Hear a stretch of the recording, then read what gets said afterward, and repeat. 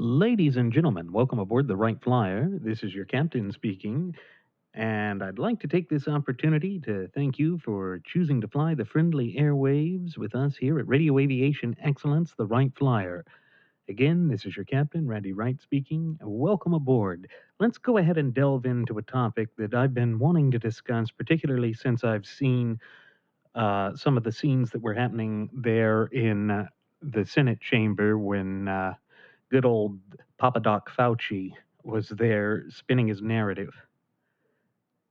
You know, the main thing that I want to say about this is when you look at this, it looks like propaganda has become a newly established norm in the United States.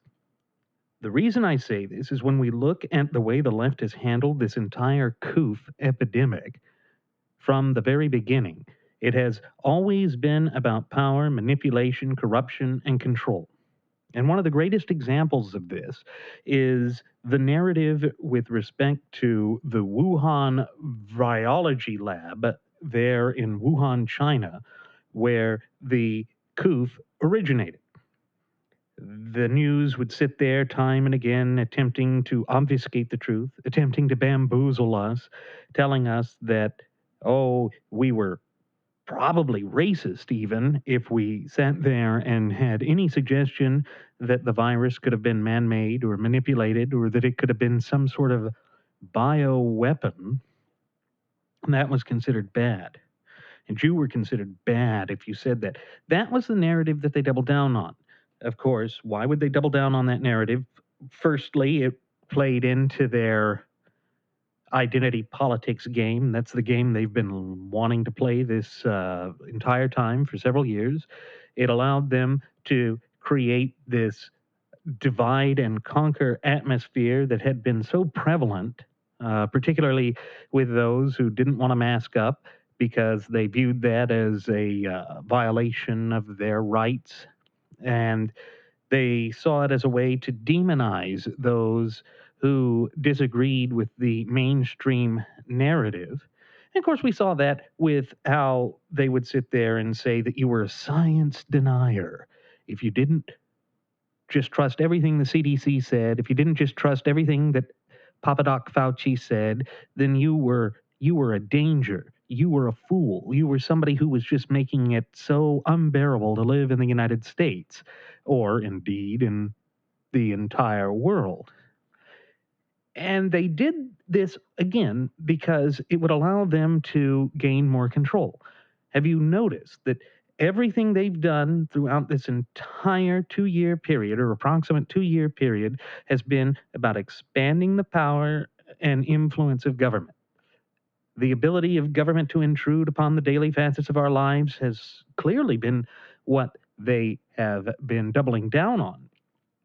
They wanted this, and they've always wanted this, because Fabian socialists will always strive to create problems, to create these issues for society in general, so that then society will allegedly turn to them to resolve all of the problems that we have through more government.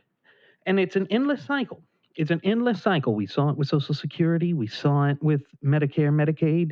We saw it with Obamacare. And we see it again with COOF Care. And Fauci and all of these people have doubled down on a narrative. Now, the narrative that they've doubled down on is that the science is settled, much like with global warming. They go out there and they crow in front of the cameras to the mainstream media and to everyone else, saying that the science is settled. They do this because, again, it allows them to plant that false seed of us versus them. It allows them to further delve into divide and conquer, to pit American citizen against American citizen, because that is what their modus operandi is and has always been. And so when they are allowed to do that, they can basically double down on their narrative and silence the opposition. Now, I'm sure some of you are asking, why would they want to silence the opposition? These charlatans want to silence the opposition because they know in their heart of hearts, as well as in the innermost sanctum of their imaginations, that their approach, their strategy, this Tyranny, for want of a better term, would not be accepted in a free market of ideas, that it would be repelled by the American people. Indeed, the American people have always been, by and large, resistant to that sort of chicanery because we are, through our inception and through our natural state of being, a a gregarious lot, in so much as we believe in being independent. We believe in being able to think and act and to make decisions for ourselves, and we resent being told what to do, or at least that used to be what it was to be quintessentially American. Now, those things have started to change. Over the past several decades, we've slowly but surely seen creeping authoritarianism come in, where we just want to bow down to authority, that we allow the government to have more and more and more say in our lives, to where it's more difficult to make a living, to where if we step out of line, we get hammered down by the powers that be. And so we become more accepting of this creeping socialism and this creeping authoritarianism.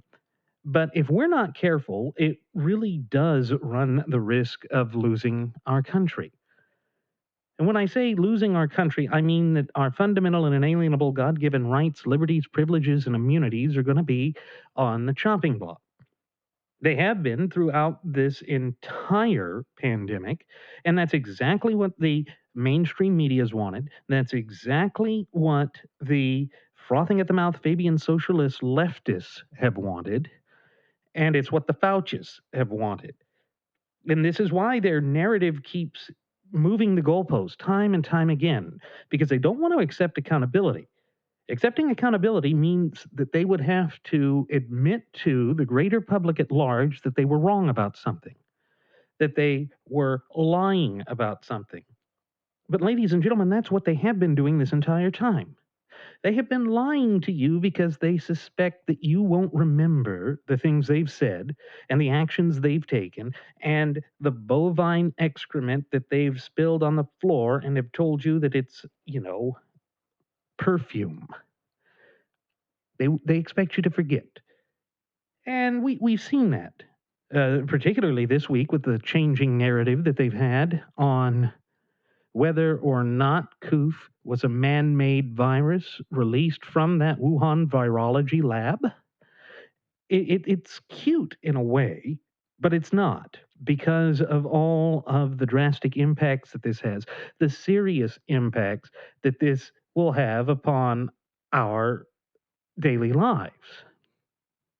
They are spinning a false narrative, a destructive narrative, and one that changes. And in that sense, it really is like flipping through the pages of an Orwell novel, particularly 1984, where it said that they would be able to change their positions completely at the drop of a hat.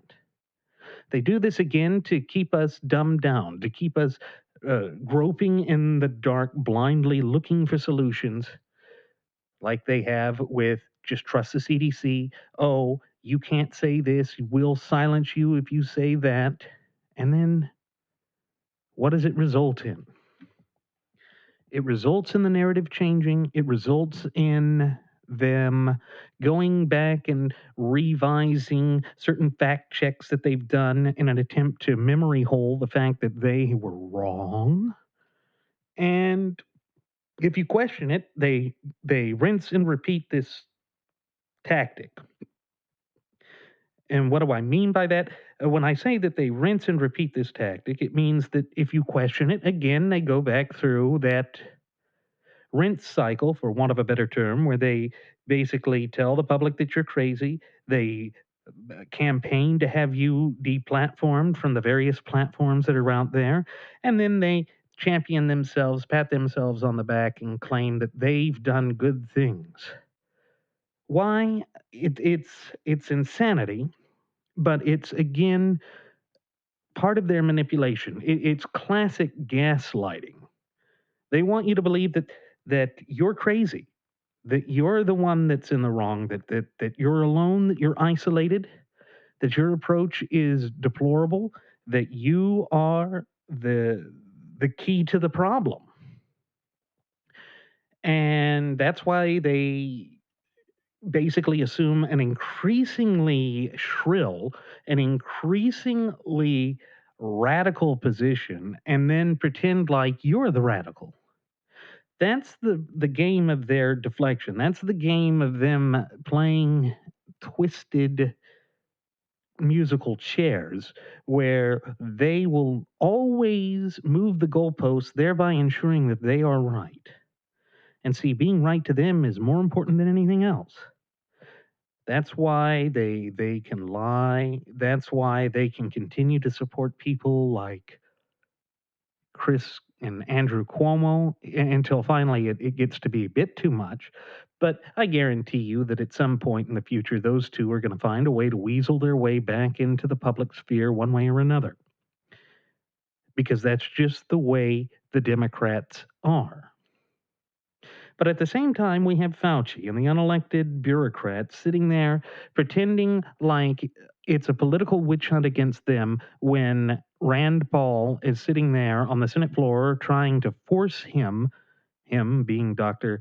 Tony the phony Fauci, to admit that he had these emails with gain of function research that he has, of course, been lying about. And he won't do it.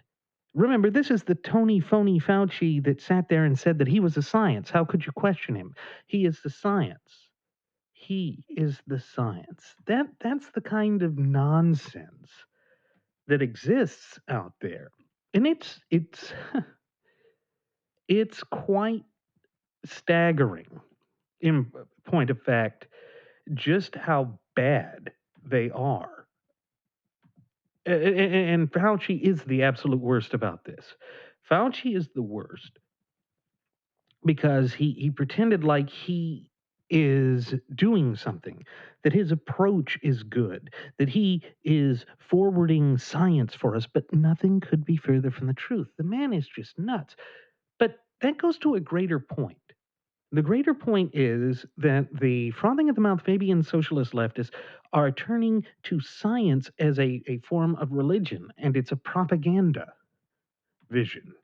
And look, even here, Carl Higbee over there at Newsmax, and this is up on the Post Millennial, he was saying, the science that can't be questioned is not science, it's propaganda. It's a good point.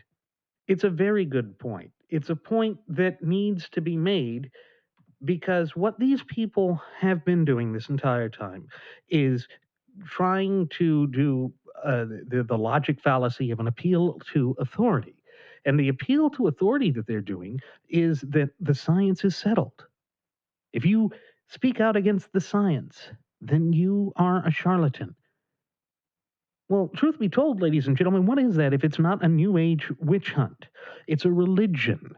And it's just like the old Salem witch trials of the 1600s. We have to be cognizant and aware of this, and we have to call them out whenever and wherever we possibly can. Because if we don't stand up to them, they're going to continue to double down on this narrative and attempt to strip, deprive, and alienate us of our rights, to abridge ever more of our fundamental rights, liberties, privileges, immunities, and freedoms. And I think that's really what this comes down to. But, you know, I thought it was very interesting the way that the post millennial covered this, because one of the things that they're saying here is during Newsmax's Saturday Report, host Carl Higbee raised a number of questions with his audience regarding COVID, Koofball 19, the vaccine, and the mandates and policies that have been put in place by local and federal government. And he said science can't be questioned, and science that can't be questioned is not science, it's propaganda. And he's right when he says that ideological lines are pretty much drawn on how people feel about COOF prevention, treatment, and all the steps to control it. He said that he has his own feelings about it, but he said also that the first thing we need to do and to get out of the way is the actual severity of COVID. Well, having just gone through COVID myself, it's really not that severe. Now, sure, it is for those that have more pre existing conditions and underlying conditions that could worsen it, but it's just a flu. The flu is a coronavirus. COVID is a coronavirus. The whole reason that ever spiraled into anything more than that is because governments around the world saw this as a golden opportunity to grab power. And if that's what it appears to be, 9 times out of 10, that is exactly what it's going to be. As the old adage goes, power corrupts, and absolute power corrupts absolutely. Those that are ultimately unaccountable, like Anthony Phony Fauci, they are absolutely corrupt because they have absolute power. They feel that they cannot be taken to task, that they cannot be held accountable. But I think they can be. And I think that we, as a nation and people, should lobby to have him removed. If ever there was a time that we needed to send a resounding message to those who are in the annals of political power that they are not beyond repute, I would say that that time and that place is both right here and right now. Ladies and gentlemen, this is your captain, Randy Wright. I want to thank you for choosing to fly the friendly airwaves with us. I hope to see you again next time. Please do take care. Bye.